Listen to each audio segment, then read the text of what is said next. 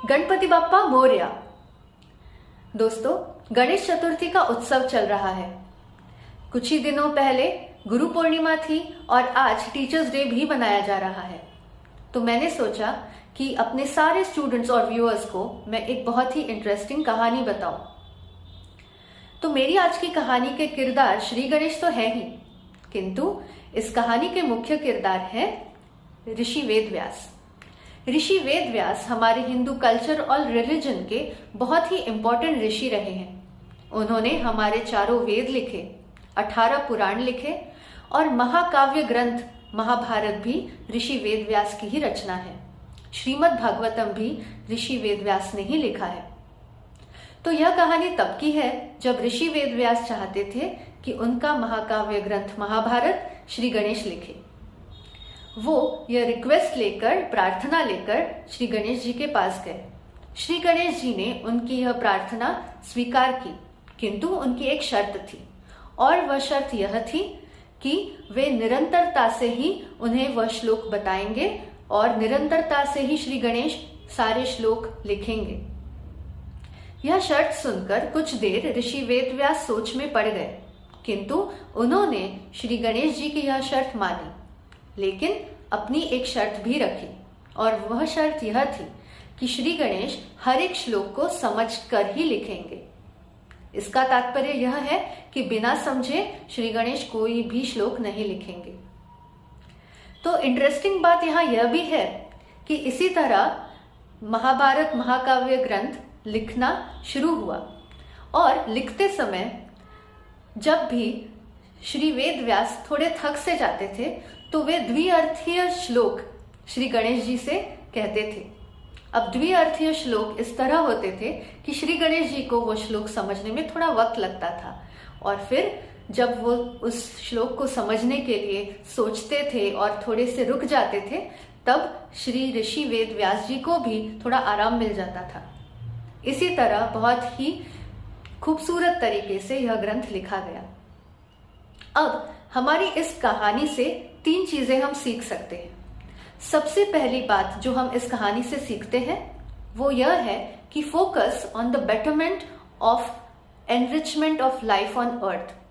मतलब आज स्टूडेंट्स, आप जो भी पढ़ाई कर रहे हैं या जो भी व्यूअर्स, आप कोई भी कार्य कर रहे हैं, बिजनेस कर रहे हैं, आगे जो भी करियर बनाएंगे, आपका अगर बेस फोकस है for the betterment of life on earth, आपके आसपास के लोगों के लिए, आपके एनवायरनमेंट के लिए, प्लांट्स लाइफ, एनिमल लाइफ के लिए अगर आप कार्य कर रहे हैं तो 100% आप उसमें फ्लरिश करेंगे और आगे बढ़ेंगे। दूसरी बात जो हम इस कहानी से सीख सकते हैं, that smart work requires commitment and continuous review. आपने देखा कि ऋषि वेदव्यास जी ने स्मार्ट वर्क किया। उन्होंने श्री गणेश जी से रिक्वेस्ट की कि वो उनके लिए काव्य ग्रंथ लिखें, किंतु ऋषि वेदव्यास जी से बहुत बड़ी कमिटमेंट की एक्सपेक्टेशन थी। वो कमिटमेंट थी कि वो निरंतरता से श्लोकों का उच्चारण करें। उसी तरह जब हम अपने लाइफ में कोई भी कार्य करते हैं तो आजकल हम उसे बहुत स्मार्ट तरीके से, फास्ट तरीके से करना चाहते हैं, लेकिन हमें यह भी देखना चाहिए कि हम कंटिन्यूअसली कमिटेड हैं उस कार्य को करने में। और सेकंड पॉइंट इसमें यह है कि आप कंटिन्यूअसली उस चीज को रिव्यू करें, क्योंकि अगर कहीं पे थोड़ी सी गलती हो रही है या आप किसी गलत डायरेक्शन में जा रहे हैं, that requires review and correction, ताकि आप फिर से अपने गोल की तरफ निरंतरता से आगे बढ़ पाए। And third most important thing that you can learn from this story is that look at any problem as an opportunity. Rishi Vedavyas ji ने भी वही किया। उन्होंने जब शर्त सुनी तो उसे एज अ प्रॉब्लम नहीं देखा, इनफैक्ट उन्होंने उसे एज एन अपॉर्चुनिटी देखा और खुद की भी शर्त रखी कि वे श्री गणेश हर एक श्लोक को समझकर ही लिखेंगे। तो हमें भी अपनी लाइफ में कोई भी प्रॉब्लम जब दिखती है तो हमें डाइवर्सिफाइड थिंकिंग करनी चाहिए। डाइवर्सिफाइड थिंकिंग मतलब कि हमारे पोटेंशियल से एक स्टेप आगे बढ़ के हम किस तरह से उस प्रॉब्लम को सॉल्व करें और खुद को बेहतर बनाने की कोशिश करें। So look at every problem not as a problem but as an opportunity to grow. So these are the 3 things that you can learn from today's story. आशा करती हूँ कि आपको आज की ये स्टोरी पसंद आई.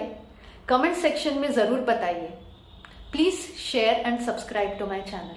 Thank you.